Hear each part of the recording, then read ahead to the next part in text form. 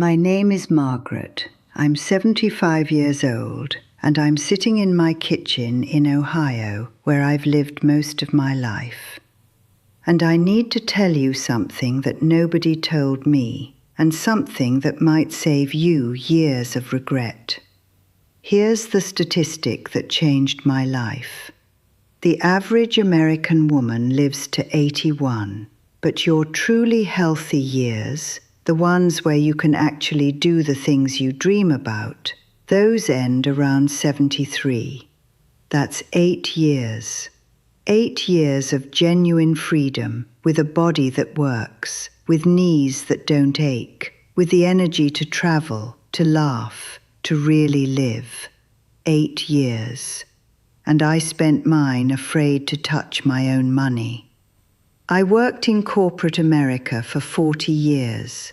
I was an HR director at a mid-size firm, and I was good at my job, very good. I believed in the system.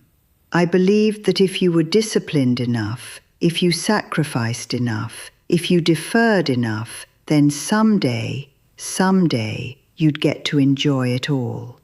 So I maxed out my 401k every single year, every year.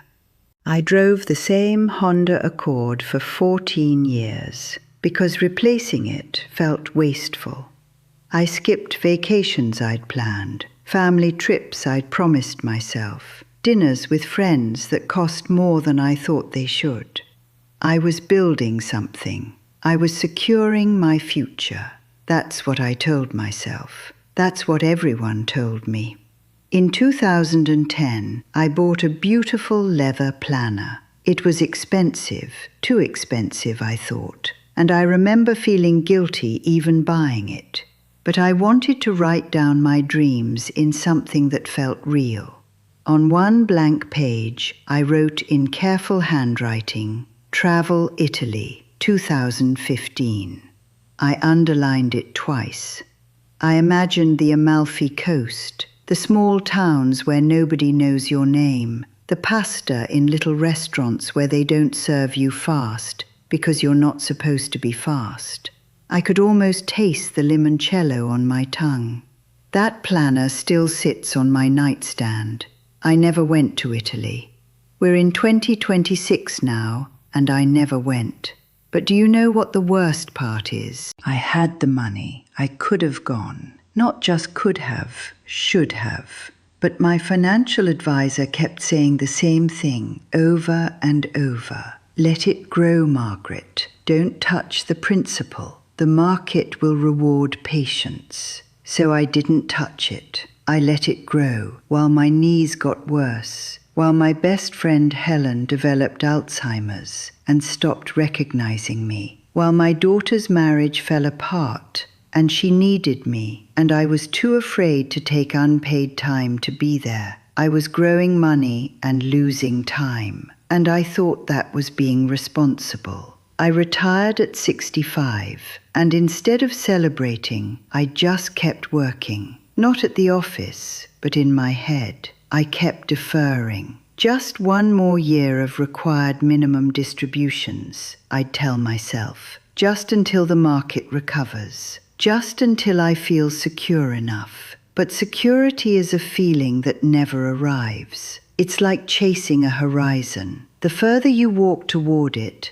the further it moves away. And I walked and walked and walked. And one day I was 71 years old, and I was still walking, still waiting, still believing that the best part of my life was coming next. It was a Tuesday in April. I was gardening. I've always loved gardening.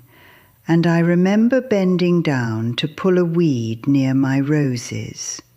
The soil was cool in my hands. I remember the sun on my back, warm and gentle. And then I remember nothing for a while, just a strange silence. When I woke up, I was in an ambulance, and my left hand felt like it belonged to someone else. A stroke, A minor one, the doctors said, as if there's anything minor about the moment your body stops doing what you tell it to do. 3 weeks in rehab, 3 weeks of learning to button my own shirt again, learning to trust my legs on stairs, learning that the future I'd been saving for was suddenly a very different future than I'd planned. The Florida retirement, the golf courses, the leisurely trips. All of it was suddenly hypothetical. My daughter flew in from Seattle. She sat next to me while I did occupational therapy, and I could see her crying when she thought I wasn't looking. She'd always been so strong, and here she was falling apart because her mother couldn't hold a fork steady.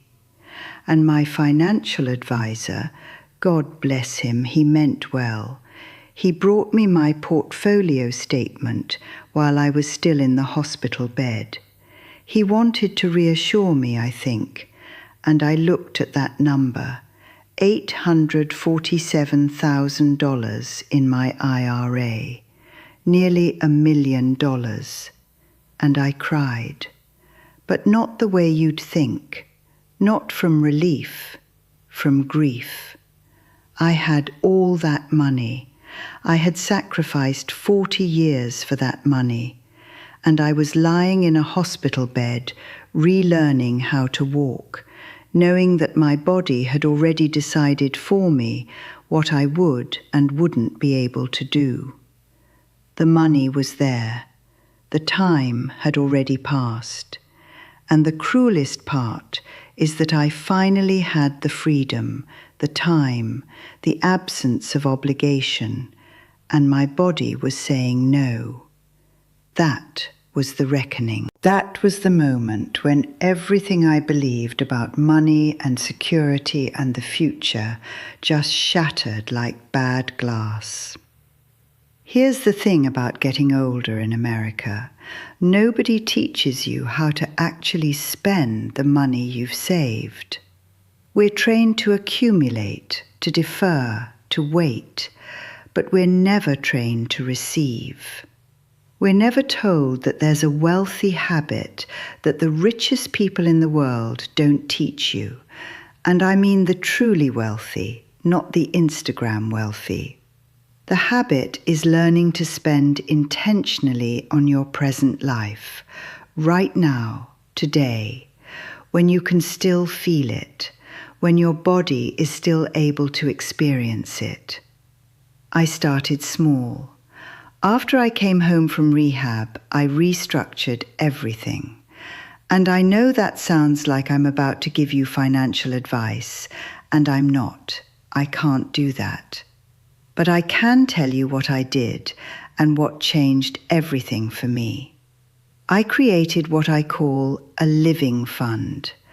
Every month I took $800 out of my IRA, which is well within my required minimum distributions, which is the whole point, and I moved it into a separate account, a checking account.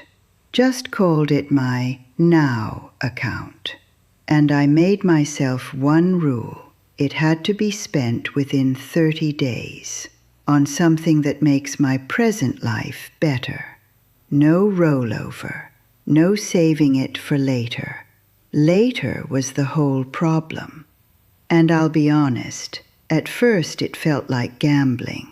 It felt irresponsible.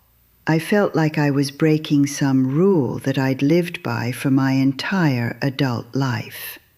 The first month, I spent $250 on water aerobics classes at the community center. I was terrified. I'm not joking. I sat in my car in the parking lot for 10 minutes before I went in, with my hands shaking on the steering wheel.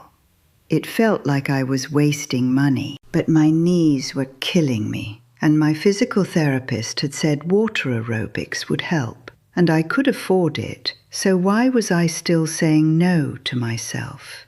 That's what the stroke taught me. That's what almost losing the use of my hand taught me. I was still saying no, even though I could finally say yes, even though I had maybe 8 years left. The second month, I bought a plane ticket to Denver to see my grandson. I hadn't seen him in almost 2 years. I'd been putting it off because plane tickets were expensive, and I was waiting for a better time, a cheaper ticket, some moment when it made more sense. My grandson is 9. He's growing up without his grandmother, and there was no better time. There would be no cheaper ticket worth the regret, so I bought it. The ticket was $430, and I took money out of my Now account, and I went to Denver.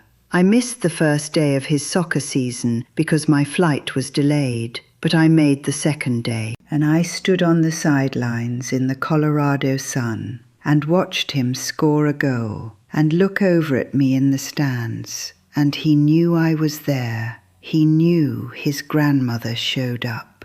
His face when he saw me, that's worth more than every market recovery I ever waited for.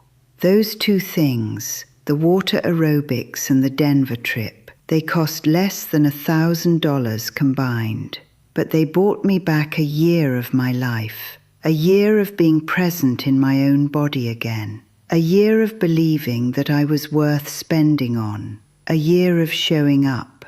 The mental shift was the hardest part. I'd spent 4 decades telling myself a story, that spending was losing, that my job was to accumulate, that my worth was measured in what I had left when I died.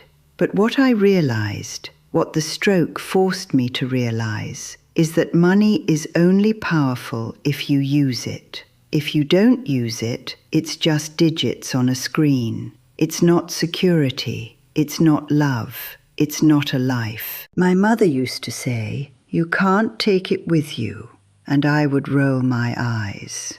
But she was right. She was right the whole time. She'd been trying to tell me something I wasn't ready to hear until I was 71 years old and learning to button my own shirt in a hospital. So I changed things. Every month, those $800 were for living. And I started asking myself a question I'd never asked before. What do I actually want? Not someday, now. What do I actually want right now, with the body I have, with the people who are still here, with the time I have left? Some months it was simple. A bottle of wine I'd been saving for a special occasion. But I stopped waiting for the special occasion, because every day alive is the special occasion. A nice dinner with my daughter at a restaurant with white tablecloths, instead of the chain places we always went to. A massage for my arthritic hands. A class. I took a watercolor painting class at the community college, and I was terrible at it, and I loved it. I was 74 years old, and I was learning something just for the joy of it, with no resume value, no practical outcome, just the paint and the canvas and the 3 hours where nothing else mattered, where I wasn't worried about investments or healthcare costs or whether I'd saved enough. I was just painting, badly, and feeling alive. But here's what surprised me. I didn't run out of money. The $800 came from RMDs I had to take anyway. I had to pull that money out of my retirement account. That's the law when you're 73. So the money was coming out regardless. I was just being intentional about it instead of letting it sit and feeling guilty about it. I was taking the money that the government was forcing me to take, and I was letting it do what money is supposed to do. I was letting it make my life better. And the crazy part is, and I never would have believed this, but having a living fund actually made me feel more secure, not less, because I wasn't freezing anymore. I wasn't paralyzed by the fear that every dollar I spent was a dollar I wouldn't have. I knew exactly where my money was going. It was going to my life, It was going to the people I love. It was going to the things that made me feel alive. And that's the only investment that actually pays returns you can feel, that you can taste and touch and remember. I still have that planner on my nightstand. Italy is still there on that blank page. And you know what? I'm probably never going to Italy. My body has different plans. But last spring, I took $700 from my Now account and I drove to Savannah, Georgia with my daughter. We spent 3 days there. We walked under the oak trees draped in Spanish moss, and the humidity wrapped around us like something alive. We ate shrimp and grits at this tiny restaurant that looked like someone's grandmother's kitchen, and the chef knew everyone's name. We sat on a bench and watched the river, and we didn't talk much because we didn't need to. Sometimes your daughter is enough. Sometimes just being there is enough. The azaleas were ridiculous, obscene with color, everywhere you looked. Purples and pinks and whites so bright they almost hurt. And I laughed until my ribs hurt, and I cried a little too. And my daughter held my hand like I was still her mother, still here, still worth showing up for. Like I wasn't just the woman who'd missed so many moments because I was too afraid to spend.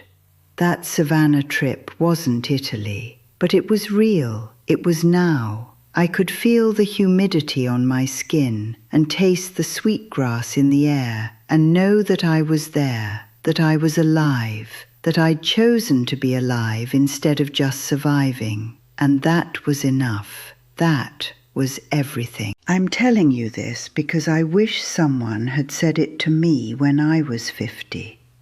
When I was still time rich and I thought I was money poor. The truth they don't teach you is this. After 60, the wealthiest habit you can have is the habit of intentional presence, of spending deliberately on your right now life, not recklessly, intentionally, with full awareness of what you're investing in and why. Because the money doesn't matter if you're not here to use it. The security doesn't mean anything if you're too afraid to live. And here's the other part they don't tell you. You don't have to be rich to do this. I'm comfortable. I worked for 40 years and I saved well, and I'm grateful for that. But you don't need $1 million to say yes to yourself. You just need to decide that your present life is worth the investment, that you're worth it, that the time you have left, however long that is, however healthy that is, that time is more valuable than any number in an account. So if you're over 60, if you're someone who's spent your life being responsible and deferred and sacrificed, I want you to hear this. It's not too late. You don't have to wait for the perfect time. You don't have to wait until you feel secure. That feeling isn't coming. You just have to decide that you're ready to live the life you've been saving for. And then you have to be brave enough to actually spend on it. Not all of it, just the part that makes you come alive. I'm 75. I've got about 8 years left of really good health, statistically speaking. I might have more, I might have less, but I'm not going to spend those 8 years afraid. I'm going to spend them saying yes. I'm going to spend them in water aerobics classes and plane rides to see my grandson. I'm going to spend them on good wine and painting classes and drives to places where the azaleas grow wild. I'm going to spend my money the way I should have spent it all along. Like it's meant to be used, like it's meant to make me happy, like I'm worth it. Because here's the truth nobody teaches you. The only security that matters after 60 is the security of knowing you're alive, really alive, not just surviving until you die wealthy, living until you die happy. And that's the one wealthy habit that will actually cost you something. It will cost you the fear. It will cost you the guilt. It will cost you the illusion that someday, you'll finally deserve to be happy. But what it will give you back,